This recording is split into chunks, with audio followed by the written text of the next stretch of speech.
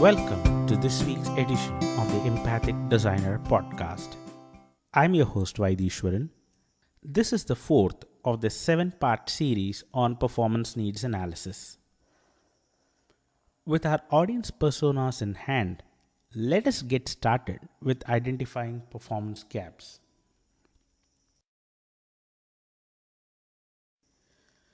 We should start with an analysis of the current practices that has led to the creation of this requirement. When we talk about current practices, our stakeholders will typically respond with what their current audience is doing, or rather what they are doing wrong. I had mentioned in my first episode that any behavior is influenced by 3 areas: the work, worker, and the workplace. We must follow up on this point by inquiring how the audience behaves in their current setup to identify if any of these 3 areas have a bearing on the current state. Next, find out why the organization is in its current state. This could be caused by intrinsic or extrinsic factors. Intrinsic factors could be at the organizational or at an individual level, while an extrinsic factor is typically beyond the control of an organization. I have found this to be a good conversation starter to get the stakeholders speaking their mind on the current state. We are bound to get a lot of information from this question. Following this, we can ask the stakeholders to spell out the behavioral requirements or the future state. As consultants, it is important for us to revisit the current behaviors listed by the stakeholders and evaluate them against the future state.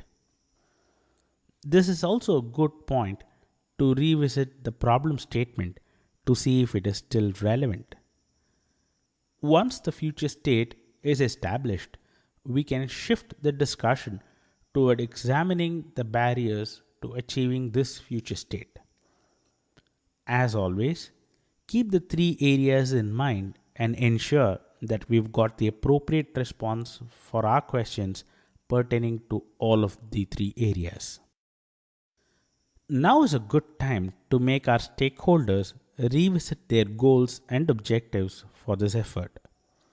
They are bound to see this in a new light based on our discussions so far.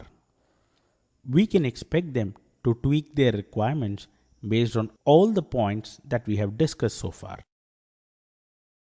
From the stakeholders' perspective, they will get a clearer mental picture of what they want and will also be able to visualize a structure being formed toward achieving this future state.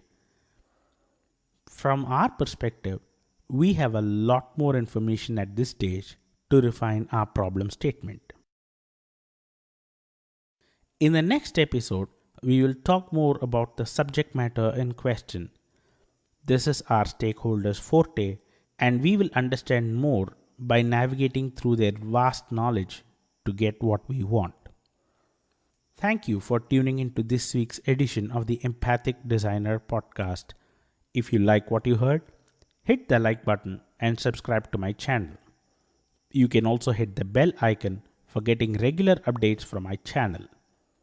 As always, if you have any questions or feedback, please leave a message on the comment section below and I'll be glad to respond.